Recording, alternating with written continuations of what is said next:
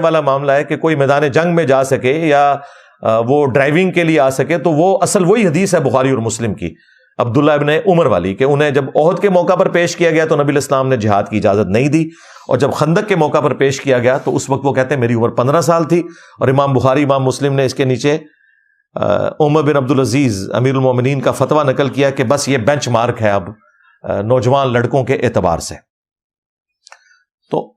اس اعتبار سے بھی دیکھا جائے تو وہ بچہ بالغ ہے، بالکل اس اعتبار سے چھوٹ نہیں سکتا وہ، اسی لیے آئی جی صاحب نے اسپیشلی اس کیس کو ایک ایگزامپل سیٹ کرنے کے لیے خود اس میں ایڈ کروائی ہے دفعہ 302 کی، یعنی قتل والی۔ پہلے تو ایک جنرل انہوں نے ایکسیڈنٹ والا معاملہ کیا ہوا تھا، اور دفعات بھی سخت اس میں ڈلوائی ہیں تاکہ یہ کیس اپنے منطقی انجام تک پہنچ سکے۔ اب پولیس نے تو اپنے حصے کا کام کر دیا ہے، اب جوڈیشری کا کام ہے کہ اس طرح کے لوگوں کو ایگزامپل بنائے تاکہ باقی لوگوں کی جانیں بھی محفوظ ہو سکیں، ورنہ یہ سلسلہ اسی طریقے سے چلتا رہے گا، اور یہ جو بدماش قسم کے لوگ ہیں غریبوں کا استحصال اسی طریقے سے کرتے رہیں گے، غریبوں کا کیا امیروں کا بھی کریں گے، یہ ایک دوسرے کو بھی ماریں گے۔ یہ اس طریقے سے اگر سارے معاملات کرنے کے بعد کوئی شخص شواہد ناکافی ہونے کی بنا پر چھوٹ جائے اس ماڈرن دور کے اندر، جبکہ سی سی ٹی وی کیمرے کے اندر بھی وہ ساری ریکارڈنگ آ چکی ہے کہ جان بوجھ کے اس نے پوری سیدھ لے کے آ کے اسے ٹھوکا ہے، وہ وہاں پہ اس کو ٹھوکنا بنتا ہی نہیں تھا، یعنی ایکسیڈنٹ تو چلیں کوئی ہیڈ آن کولوژن ہو جائے تو بندہ کہتا ہے سامنے سے آ رہا تھا، یہ تو بالکل 90 ڈگری آ کے وہ بےچارے اس طرح جا رہے ہیں سائڈ سے آ کے اس طریقے سے ان کے اوپر گاڑی چڑھا دی، اتنا بڑا ظلم کیا ان لوگوں نے۔ تو ہمارے میڈیا کا بھی کام ہے کہ اس خبر کو زندہ رکھیں، ابھی تک تو زندہ رکھا ہے، کچھ دنوں بعد پھر آ جاتا ہے کہ اب جوڈیشل ہو گیا، اب یہ ہو رہا ہے، اور اس معاملے کو منطقی انجام تک پہنچائیں۔ یہ ایک ایگزامپل سیٹ ہوگی، باقی لوگوں کے لیے ڈیٹرنس ہو جائے گی، ورنہ یہ معاملات اس طریقے سے چلتے رہیں گے۔ باقی اس حوالے سے جتنی میں نے گزارشات رکھنی تھی وہ رکھ دی۔ اب آ جائیں اس دوسرے کریٹیکل ایشو کی طرف، وہ ہے ہمارے جو آرمی چیف نے آلموسٹ 2 ویک پہلے علماء کرام کے ساتھ ایک میٹنگ کی GHQ میں، جس میں انہیں ایک بڑا اچھا سا ناشتہ پیش کیا گیا، اور اس کے بعد ان کو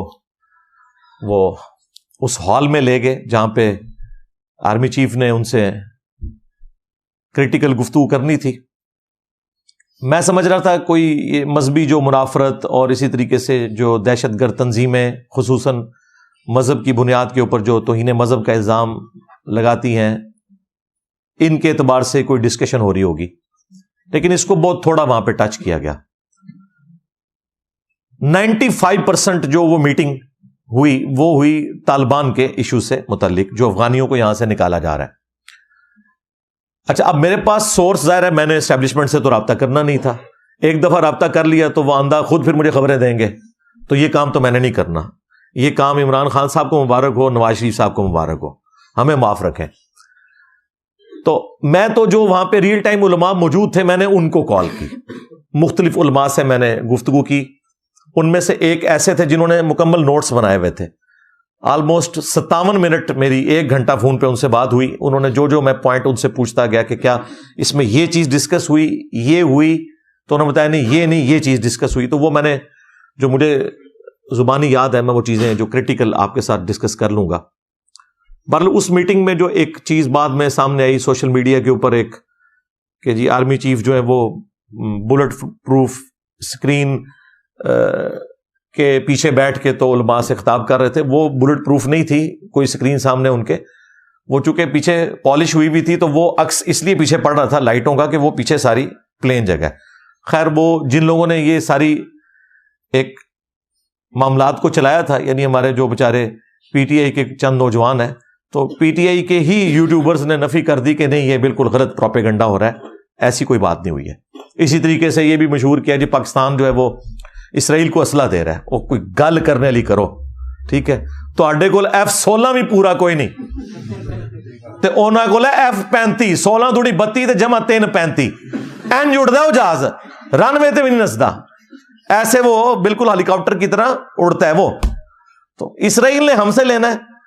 اللہ سے ڈر جائیں یار، وہ بات